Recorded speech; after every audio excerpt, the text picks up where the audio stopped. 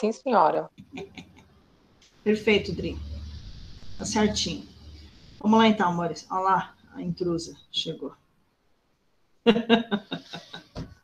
Aqui, isso, aqui, muito bem. A gente estava falando Você sobre me ama, a... né, mano? Você me ama, porque, meu, tô aqui numa boa, prestando atenção. Você tá falando que eu tô offline, eu tô online. Tá complicada a situação pra mim. Vamos lá então, offline. É assim, gente. Quando a gente fala de educação contemporânea, a gente está falando do que temos atualmente, né, e o que a gente precisa pensar. Mas vamos lembrar de que todo esse slide foi feito um pouquinho antes da pandemia. Então, assim, o que é contemporâneo já mudou, tá bom? Então, a gente já está atrasada um pouquinho, tá? Então, vamos lá. O que é contemporâneo, o que seriam essas mudanças da contemporaneidade? Então, como a gente vive nesse eterno avanço, né, e tanto econômico quanto social, a escola, o ensino também faz parte, e também tem que haver essa mudança, tem que acompanhar essa mudança. Por isso que não dá para ficar fazendo aquelas comparações de que na minha época, quando eu estudava, não era assim, porque a sua época já foi, meu bem, porque a sua época já era, porque a educação precisa acompanhar tudo o que acontece de avanço na questão social, principalmente, tá bom? Porque quem constrói a escola, quem impulsa a escola, né, são as crianças, e as crianças, elas têm outra cabeça, ainda bem, do que a nossa. Então, é um outro olhar para a vida, um outro olhar para a sociedade, um outro olhar para as pessoas, para os animais, tá bom? Então, a gente precisa acompanhar isso, tá? Às vezes é difícil, né? Porque a gente gostaria que tivesse todo o silêncio do mundo para dar aula, mas não é assim que funciona. Esse silêncio tem acontecido, e até comentei com a minha mãe, com o meu irmão, conversando esse final de semana, com as aulas online. É mais difícil a gente ficar pedindo silêncio em sala, ou esperando o aluno ficar quieto, sabe assim, essa situação? Que era cotidiana, né? Na sala de aula presencial, ela não acontece no online. Por quê? Duas situações. Ou o aluno não está interessado na aula, e por isso ele não está nem aí, desliga lá o fone, fica o mudo, né? Coloca no mudo, coloca uma música para ouvir, fica, sei lá, navegando. Ou então ele simplesmente é mutado, né? Coloca no mudo pelo professor. Então aí, quando ele quiser falar alguma coisa, ele fala pelo chat. E aconteceu uma coisa muito interessante nessas semanas aí dando aula no ETEC, de que um aluno que era considerado chato em sala de aula, ele foi multado pelos alunos. Olha que interessante. Os alunos boicotaram o menino assim de boa, a professora não dá ouvidos a ele, porque senão ele estende muito e a gente perde aula. Ai, que maravilha, um ponto na média para esse aluno, mas ele não sabe ainda. Então, assim, isso acontece, é interessante, né? Mas a gente gostaria que fosse silêncio, ou essa coisa mais, assim, mais tranquila, fosse no presencial também, né? Mas é difícil. Eu vou ficar bem quietinha, então, senão vou ser multada. Vai ser multada. Nossa, super multada vocês. Tem noção. Super multada. Não, muito tranquilo, assim. Nossa, às vezes dá até outra e fala, e aí, galerinha? Vou falar um oi? Mas tudo bem. Bom, o processo de aprendizagem, onde o estudante é passivo, né? A gente tinha isso, né, antes, e agora a gente tem, dentro dessa considerada sociedade moderna aqui, por essa época que foi feito o slide, que não faz muito tempo, mas já é diferente, essa sociedade moderna aí já precisa pensar um pouco mais fora da casinha, né, que nem eu tô falando, tá bom? Não dá para ter essa estrutura tradicional, apesar de que a gente acabou de falar, né, Adri? E meninas, que quando a gente vai nas escolas, conhecer tudo é tradicional, porque se não tiver carteira e cadeira, cadê a cadeira? Meu filho vai ficar sentado onde? No chão, você tá louco, né? Enfim. Esses pensamentos bastante arcaicos, que faz parte do nosso dia a dia, que está bem estruturado, bem enraizado na gente, né? O que é uma sala de aula, né?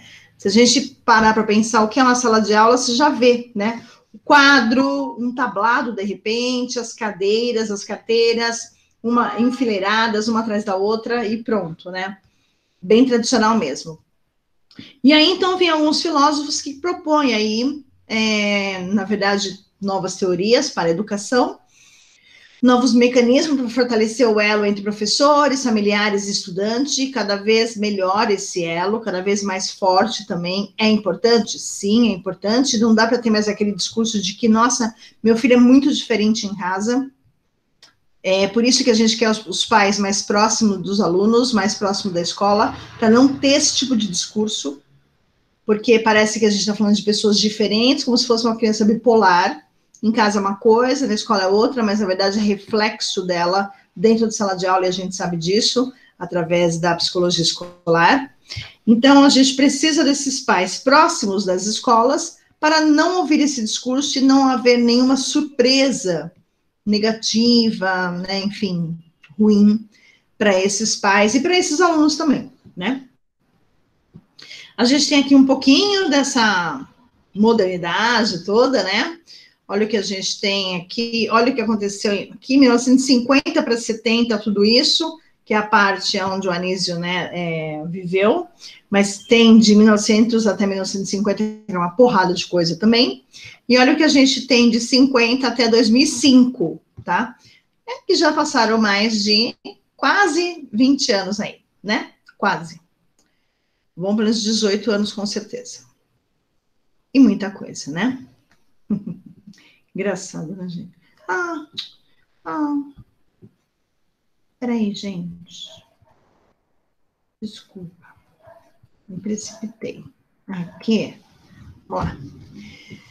Bom, qual é o objetivo aqui, né? Instigar e estimular o gosto de aprender e transformar a maneira como a sociedade enxerga o processo educacional. Essa é a base de uma teoria de ensino contemporâneo, tá bom? Onde a gente precisa provocar os alunos, instigar mesmo, estimular esses alunos para eles quererem aprender, para eles conseguirem transformar a maneira como a sociedade enxerga o processo educacional. A gente parar para pensar hoje, quem gosta de estudar, é normal a gente dizer ninguém. Infelizmente. Essa cultura horrorosa que foi instalada aqui no Brasil, ela vem de uns anos para cá, onde a gente leva a educação com peso nas costas, tanto o professor como o aluno, tá bom? E é reflexo do tradicionalismo, tá? É reflexo do tradicionalismo. Início de construtivismo, mas ninguém quer construtivista, porque acha que construtivista é o ápice do absurdo, como a gente já discutiu aqui, mas ainda é o reflexo do tradicional, tá bom? A educação contemporânea leva em consideração os aspectos sociais que até então não era levado, a fim de superar os desafios e aprimorar o aprendizado. Não tem como uma coisa estar desconectada da outra. Hoje, contemporâneo está totalmente ligada, inserida, junto, misturado. Tá? Vocês conseguem visualizar isso? Vocês conseguem imaginar isso? Ou não? Vocês conseguem entender de que modo que a sociedade está linkada com a educação de forma muito... Assim, não dá nem para ser uma do lado da outra. Elas são juntas, assim, bem juntinhas mesmo, andando. É verdade. Vocês conseguem visualizar isso, imaginar isso, entender isso? É importante. Sim. Sim. Sim. 23 alunas. Sim, professora. Faltam 20 alunos. Então, tá bom. É importante que vocês consigam entender aí essa junção, na verdade, de uma coisa com a outra, tá bom? Bom, para entender a importância da educação contemporânea, a gente precisa pensar sobre ela, né? Então, na verdade, qual é o cenário que a gente tem aí para destruir aquele pensamento, o cenário de destruição de pensamento crítico, gerando escolas com padrões de comportamento semelhantes ao que a gente tinha antes? Quando a gente tem escolas que instigam alunos a ter pensamento crítico, a gente deixa de ter escolas parecidas com o tradicional, que é aquela linha de montagem de uma indústria, que é o Pink Floyd, que é o... Ai, como é o nome daquele ator? Charlie Chaplin? Isso, Charlie Chaplin. tá bom? A gente deixa de ser aquilo, quando a gente tem um pensamento crítico, tá? O processo tradicional, ele enxerga o desenvolvimento da aprendizagem de modo segmentado, todo divididinho. E aqui a gente tem, na verdade, tanto que a gente tem as disciplinas, né? Geografia, história, ciência, biologia, língua portuguesa, literatura, tudo dividido, fragmentado, de forma que acontece uma coisa que é difícil das pessoas entenderem hoje, que é a multidisciplinaridade. Putz, gente. Como é difícil o aluno atual entender multidisciplinaridade. Vou dar um exemplo. Hoje mesmo na reunião, nós estávamos falando sobre projetos. E um dos projetos que eu quero levar à frente é o projeto das obras literárias, que devem ser apresentadas a todas as turmas do ensino médio, com participação multidisciplinar. Os professores adoraram. E aí, então, acontece o seguinte. Eles viram, assim como a gente vê também, de que há uma dificuldade de entender a multidisciplinaridade dentro de um tema, ou, por exemplo, de uma obra literária. Como que eu vou trazer a geografia para essa obra literária? Como que eu vou trazer a biologia para a mesma obra literária, a sociologia, a filosofia, a matemática, até a engenharia, a arquitetura? Por conta desse ensino tradicionalista, que ele é dividido, segmentado. Como se uma coisa não tivesse conexão com a outra. É quase a mesma coisa de dizer que didática 3 faz link com psicologia da educação, que faz link com... Quais outras disciplinas vocês têm?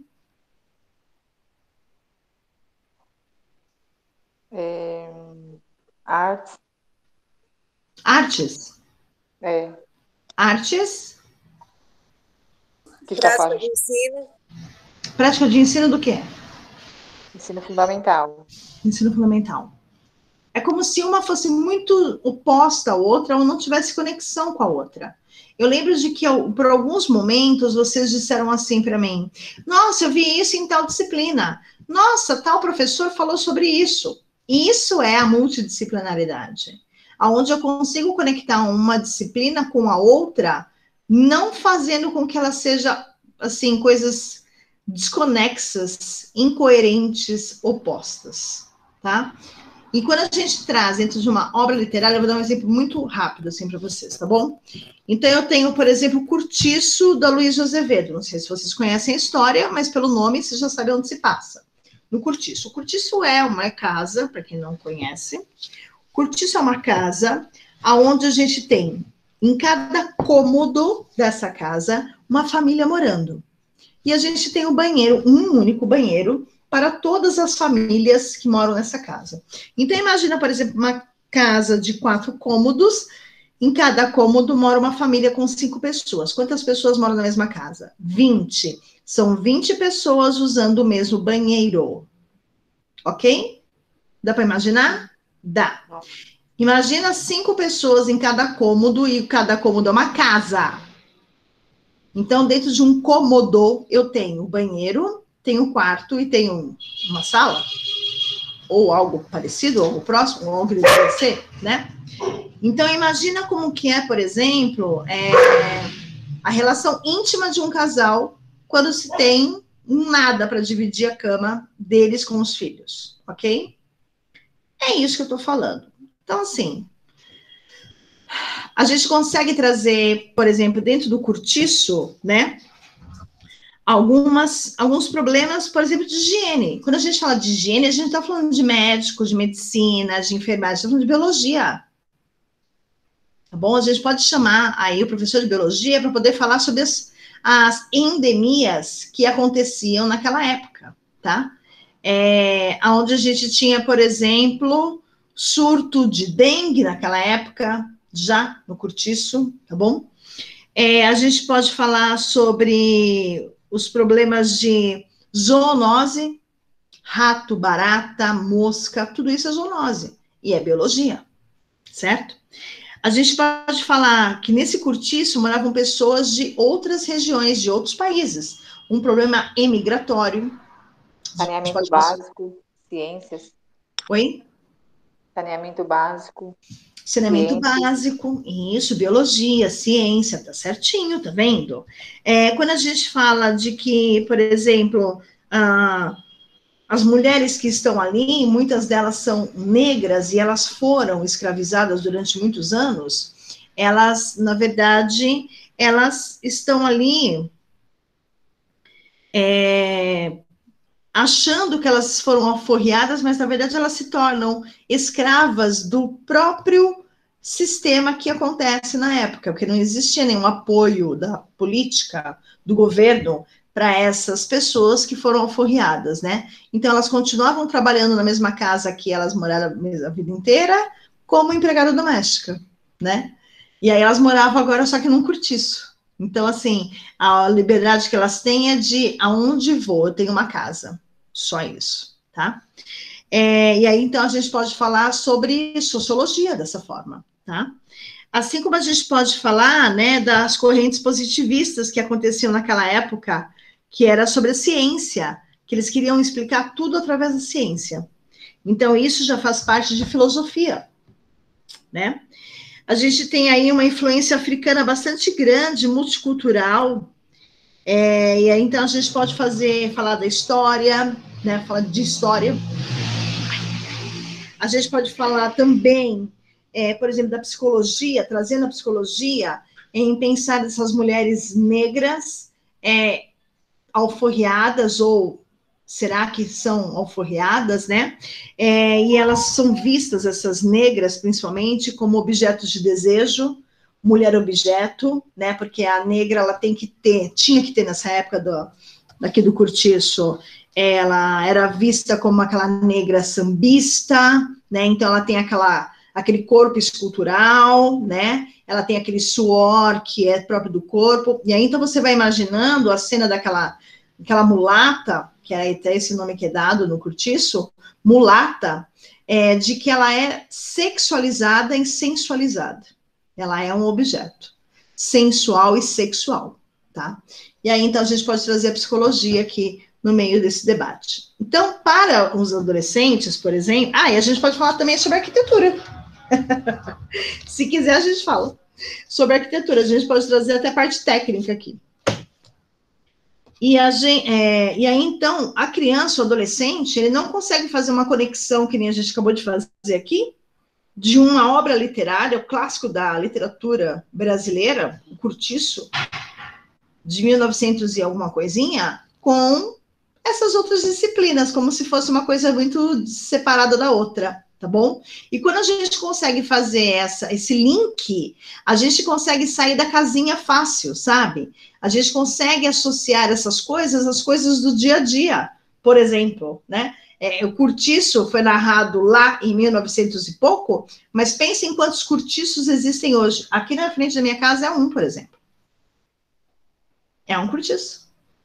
Então, assim, a gente tem cortiço ainda, só que ele hoje tem uma outra fachada, ele tem um outro nome, ele está em outro lugar, não agrega mais os imigrantes, os italianos, os africanos e por aí vai, né? A gente tem uma miscigenação agora muito diferente, essa miscigenação, ela não pode ser romanticada também, né? Nossa, né, o negro e... a negra e o branco, ai, que coisa linda. Pá, peraí, que naquela época não foi bem assim, né? Se não me engano, houve, sim, a escravidão sexual. É que não é dita nos livros, né? E aí ninguém nunca parou para pensar nisso, tá bom? Mas isso é uma outra história.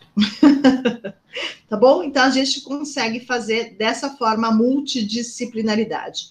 Tente pensar na situação, na ação em si, para tentar trazer outras disciplinas para esse contexto aí, tá bom, gente? Esses projetos multidisciplinares, eles acontecem muito em escolas particulares, tá? No estado, e não nas ETECs, porque agora, né, eu tenho que pensar na ETEC também, no estado em si, eu não lembro de multidisciplinar. Lembro sim. Lembro de multidisciplinar e lembro muito de que os professores não queriam ter esse tipo de trabalho, tá bom? Infelizmente. Não sejam esses professores, tá? Por favor, meninas. A gente precisa de professores ativos, contemporâneos, que querem trabalhar de verdade, que querem ensinar de verdade, entendeu? Não querem segmentar, que nem aqui, tá bom?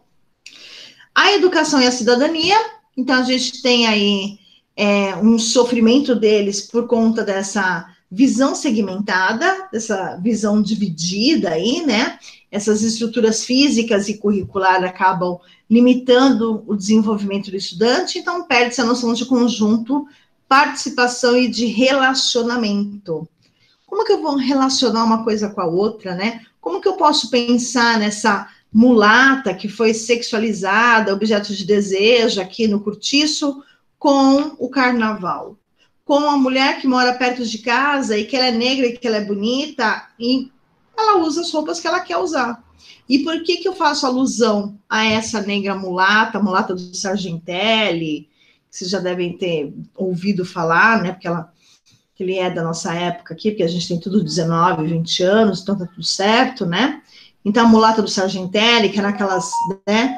As mulheres que estavam lá no carnaval, muito bonitas, enfim, aquele corpão, e que dava entonação sexual, e que dava entonação de que era prostituição, e que aquilo para nós era algo absurdo, mas era bonito, mas era absurdo, mas era bonito.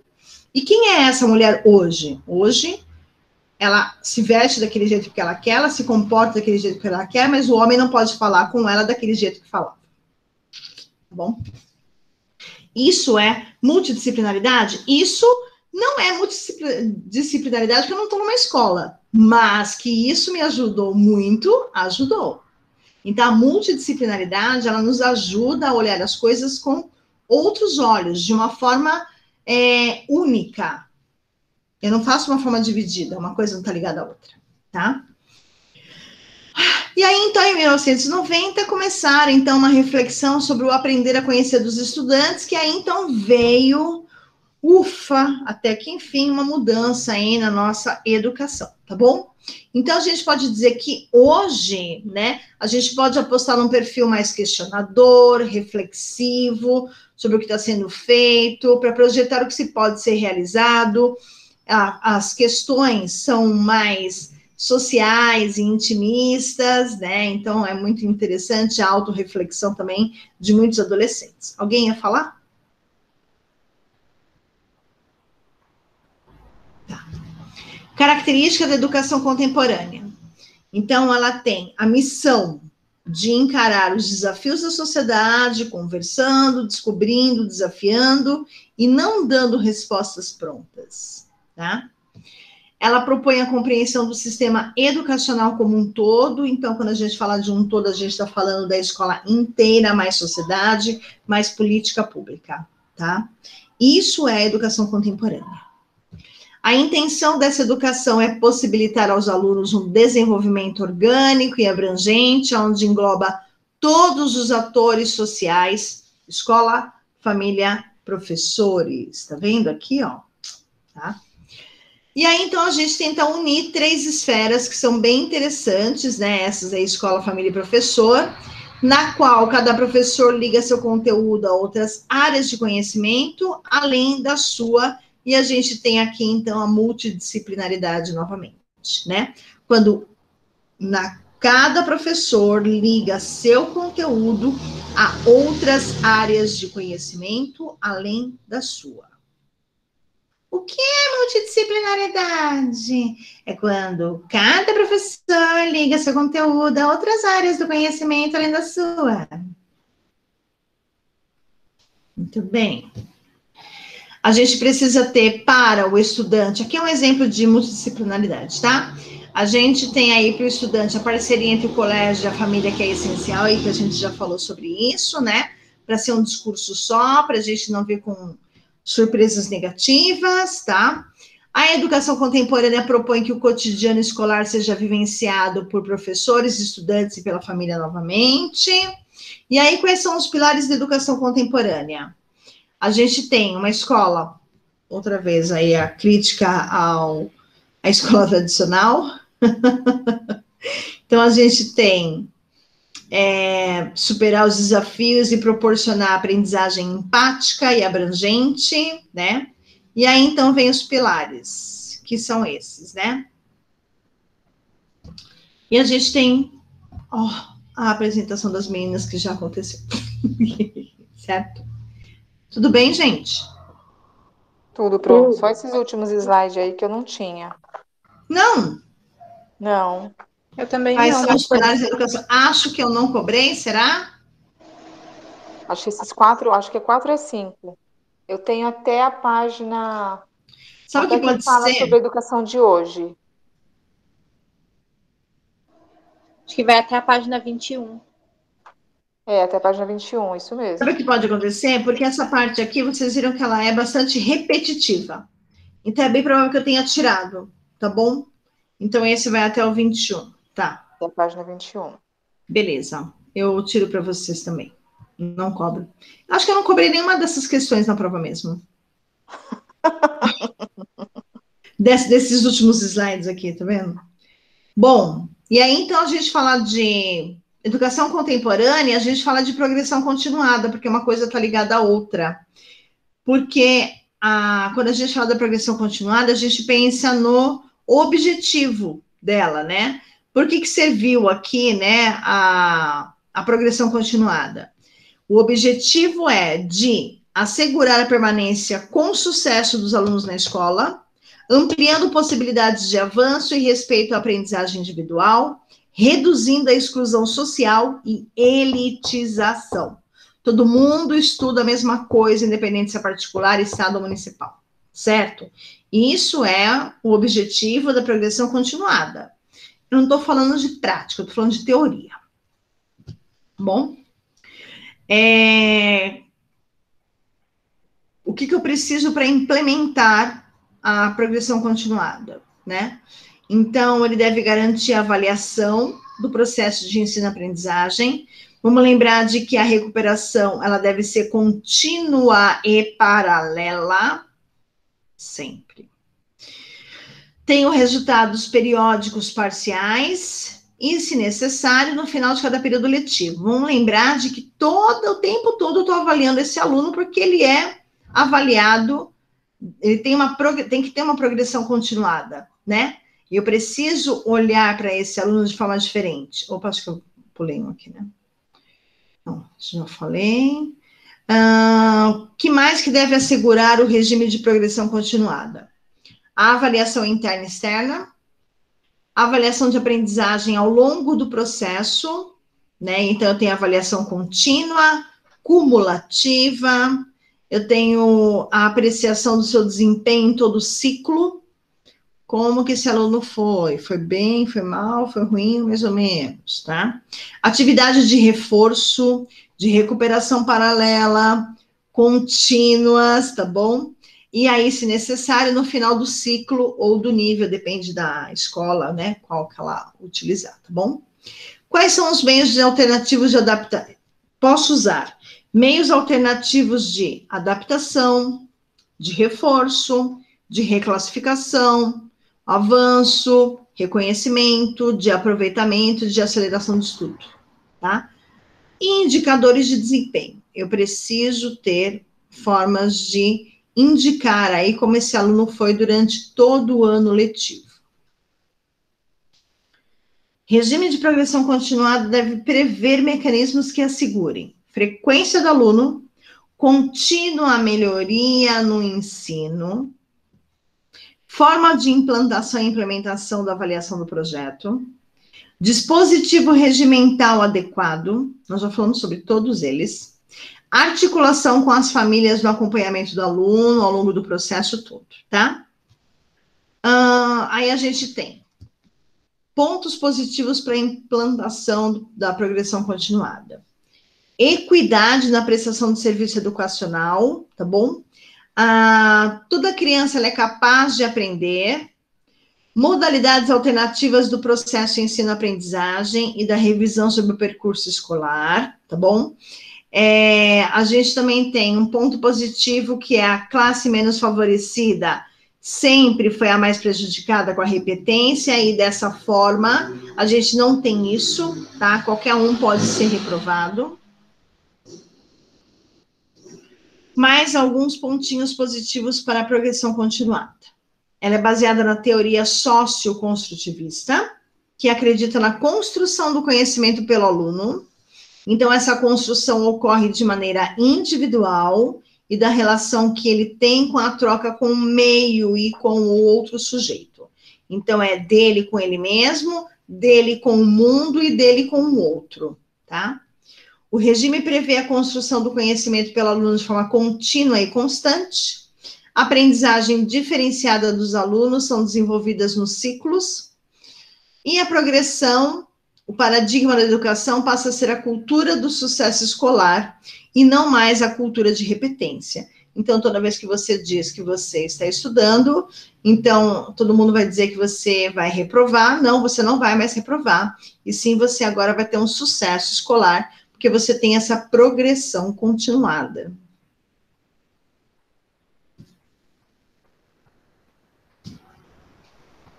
Esse termo ele é bastante amplo, porque assim a gente está falando de um progresso que é contínuo, do primeiro bimestre ao último, de um ciclo para o outro, tá bom?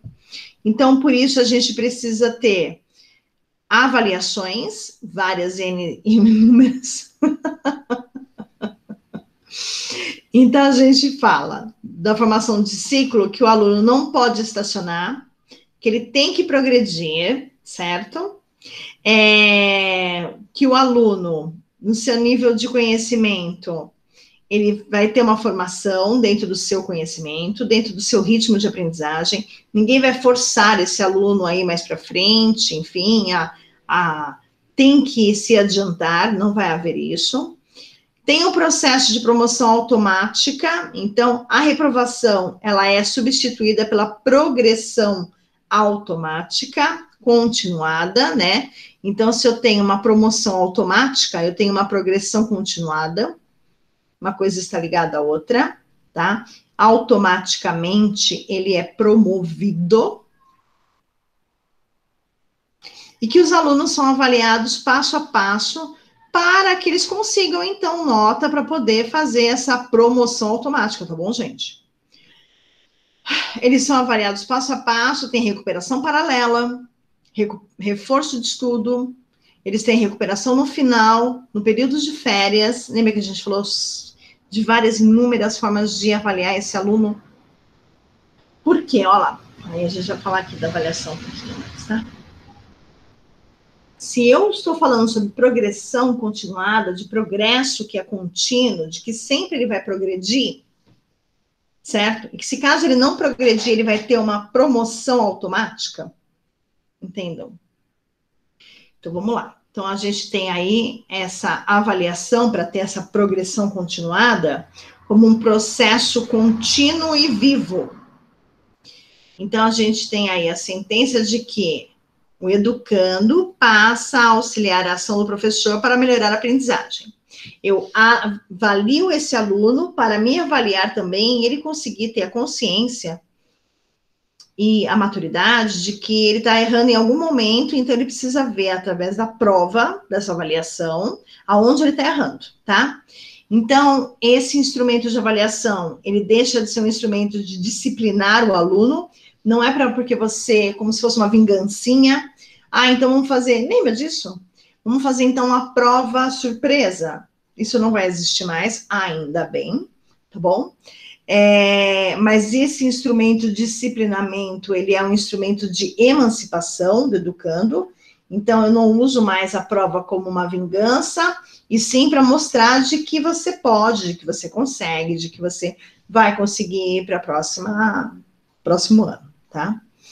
As notas atribuídas bimestralmente devem ser um sinalizador sobre o processo de desenvolvimento do aluno, e espera também que o aluno tenha adquirido as habilidades necessárias para o próximo ano, certo? É isso mesmo. Para que ele não fique em defasagem aí no ano anterior, certo? Tudo bem, progressão continuada? Sim. Mesmo. Vamos a parâmetros. Ainda assim. Ai, vamos. Ai, Haja. Ufa, ufa. Ano que vem eu não vou dar revisão, hein? imagina. Podia ter feito de outra forma.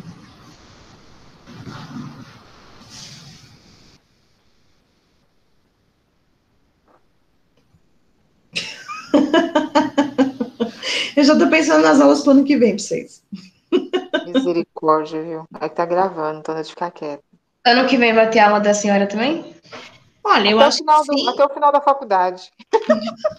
Não tem até o final da faculdade. Eu acho que o último semestre estão bem livres de mim. Mas o sexto semestre, vocês têm aula, 2 aulas comigo, se for eu. É, Então, didática língua portuguesa, né? vocês têm conteúdos e métodos do ensino da língua portuguesa e vocês têm didática 4. Entendeu? Não sei como vai ficar. Vamos ver, gente. Tem muita água para rolar ainda, parece que não, mas tem. Ufa, ufa, ufa. Eu não sei se eu fui até o fim com vocês em PCN. Não, a senhora parou em avaliação, lembra?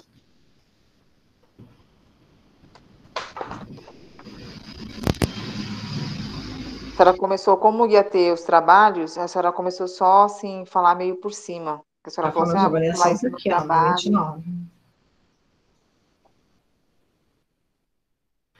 Bom, mas vamos lá. Deixa eu tomar uma. Olha lá a última aula que eu dei, 11 de março. Não, foi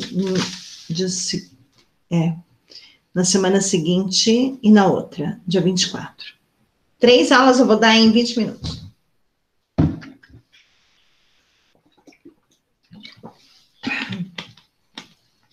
Vamos lá, a gente não vai se estender, não, tá? Porque, na verdade, a gente traz bastante exemplo também, né? Muitas definições, então acaba. Vamos lá, a gente tem parâmetro curricular nacional.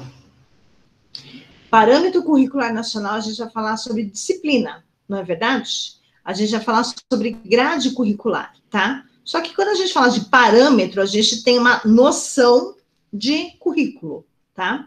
Então, para que serve esse parâmetro curricular, na verdade? Ele é uma referência de qualidade para o ensino fundamental e para o ensino médio também, tá bom? Eles são referências para que o país se organize para respeitar algumas coisas. Por exemplo, diversidade cultural, diversidade regional, diversidade étnica, diversidade religiosa e diversidade política, tá? Ele serve para respeitar tudo isso, porque foi pensado sobre a educação. Então, a educação tem que ser de uma forma para respeitar tudo isso, né? A gente melhora a qualidade do aluno, melhora a qualidade do ensino, melhora a qualidade de pessoa, de formação de pessoa, tá? Não é fixo, você pode mudar, tudo vai depender de uma questão regional e local, tá bom? Eu posso inserir e eu posso excluir currículo aqui. Não vou falar da história, tá?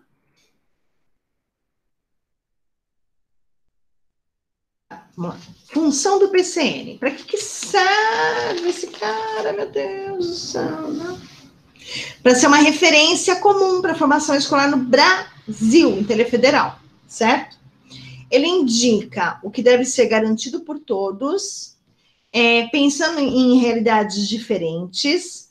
Ele não promove uma uniformização, como se todo mundo fosse aprender a mesma coisa. Por exemplo, hoje, dia 22 de abril, tá todo mundo no Brasil aprendendo sobre substantivo abstrato. Não, não tá. Porque tudo depende da região, da localização, de uma questão cultural também, tá bom? Por isso que ele não é alguma coisa fixa, tá bom? Engessada. Ele é flexível, tá? Assim como os parâmetros, ao mesmo tempo em que contempla uma unidade nacional, ele garante e prevê a possibilidade de adaptação, o respeito da diversidade brasileira, que nem eu disse. De repente, é importante você trazer questões sobre os indianos, não, indígenas, né? Agora mudou, né? Não são índios, né? É indígena, né? Eu posso trazer sobre diversidade regional, enfim, eu posso trazer sobre alguns outros temas importantes que atravessam essa grade curricular, que são os temas transversais que a gente vai ver, né? Não vou falar da pedagogia tradicional novamente, tá bom? Eu vou falar de pedagogia renovada, que é a mesma coisa de escola novista, tá? Que aí a gente tem o ser humano, a criança como um ser livre, ativo e social. É muito parecido com o construtivismo, é muito parecido com muita coisa, né? Mas, enfim. A gente tem aqui os anos 70, tecnicista educacional, estudem sobre isso, tá bom? Leiam novamente tudo isso, tá? A gente tem a supervalorização da tecnologia programada, que trouxe aí a escola que teve uma autossuficiência, né, reconhecida por toda a comunidade que usou essa escola, né, como escola tecnicista. Por exemplo, a ETEC, ela é tecnicista, mas não dessa forma que tecnicista, né? Tanto que os cursos têm duração de 3 anos, né? Então, a gente tem uma formação teórica e prática, que a gente só tinha a formação prática, tá? Pedagogia libertadora, a gente tem a pedagogia crítico-social dos conteúdos. Então, a gente tem aqui com uma segurança da fundação social e política da escola, tá? E aí, então, a gente vai falar sobre os parâmetros curriculares nacionais de uma vez. Vamos lá. Já que o meu acabou. O seu acabou? Acabou. Mentira. Sério? Ai, é verdade, porque depois a gente começou a falar sobre os conteúdos. E os conteúdos, aqui, ó, os conceituais, procedimentais e atitudinais. E Que aí, entrou os então, vieram trabalhos. exatamente entrar os trabalhos, isso mesmo. Aí a gente tem os ciclos. Tá. Então tá. Beleza. Ai, gente, desculpe, eu indo rápido, achando que ia falar sobre 30 slides. Perdão. Deixa eu voltar. Então, acabou na pedagogia crítico-social. Crítico social dos conteúdos. Quando a gente fala de pedagogia crítico-social, a gente está falando de questões sociais que faz parte daquela cultura, daquela região, tá bom? Então, a gente pode pensar em situações sociais que aconteceu com a sociedade, tá bom? Pode ser coisas de conhecimento nacional. Vou usar o exemplo do Henri, que é o menino... Henri, né? Que da mãe que matou, da mãe e do padrasto que mataram a criança, do né? político lá, né? Isso mesmo, tá bom? A gente pode trazer? Sim, pode, é do Rio de Janeiro, a gente tem São Paulo, mas é de conhecimento nacional. Beleza? Agora, se for alguma coisa de conhecimento regional, que aconteceu naquele bairro, ou de repente uma criança traz uma questão de casa, a gente também pode abordar. E falar sobre as questões sociais, ela é extremamente importante quando a gente fala de pedagogia crítico-social, tá? Aonde a gente encontra isso? Em algumas escolas, mas a gente ainda não tem uma definição de filosofia de educação, tá bom? Porque elas ainda são mescladas, totalmente mescladas, tá? É da mesma forma que a gente fala que não tem uma classificação, também a literatura, que também não tem uma classificação atual. Da mesma forma que a gente fala da educação, que a gente não tem uma classificação de uma filosofia da educação que a gente está usando. Tá bom? Porque está muito mesclado. Então, não dá para definir uma. A gente pega um pouquinho dessa crítico-social, a gente pega um pouquinho da libertadora, a gente pega um pouquinho aqui da tecnicista, a gente ainda pega a tradicional, a renovada, põe tudo no liquidificador e bate. O que sair é a escola de hoje. É mais ou menos isso, né? Porque se a gente pensar na parte física, a gente tem as cadeiras uma atrás da outra, que é tradicional, a gente tem da renovada, aonde a gente faz o aluno ser um atuante participativo, né? A gente tem aqui a valorização dele como alguma coisa livre, mas não tão livre, porque a gente é hipócrita, então a gente fala que ela é livre, mas ele não é tudo isso, né? Ele é ativo porque ele faz pergunta, ele participa da aula, e social porque a gente permite com que ele ande com meninos e meninas. Não existe mais essa divisão como havia na tradicional, certo? Aí a gente tem a tecnicista, que a gente já falou bastante dela, né? Acho que é bastante interessante, porque a gente pensa aqui no behaviorismo, a gente pensa na prática, né? Nessa abordagem mais sistêmica, mecânica, como se fosse um robô, assim, tá? A pedagogia libertadora, onde a gente tem aí a atividade escolar, que é a pedagogia libertadora já pensada de Paulo Freire, tá bom? Que a gente traz as discussões de temas sociais e políticos. E a partir daí a gente consegue fazer reflexões, pensar sobre, tá? O professor aqui, a atuação dele, ele é mais como um coordenador em sala de aula para não ir muito para lá, muito para cá. Só isso, sim, tá? E a pedagogia crítico-social que eu acabei de falar, de explicar sobre essas lutas sociais, sobre essas questões sociais que são trazidas para dentro de sala de aula. Tudo bem, meninas? Olha! 3 aulas em 10 minutos. Eu pulei essa parte de história, porque eu acho que não ela é, assim, hoje ela não é importante. Ela é importante, mas hoje, para aula de revisão, ela não é tudo isso de importante. Entendem, né, meninas? Sim. Tá. Bom, então vou parar a gravação. Olha, 10 horas a gente interrompe. Que lindo.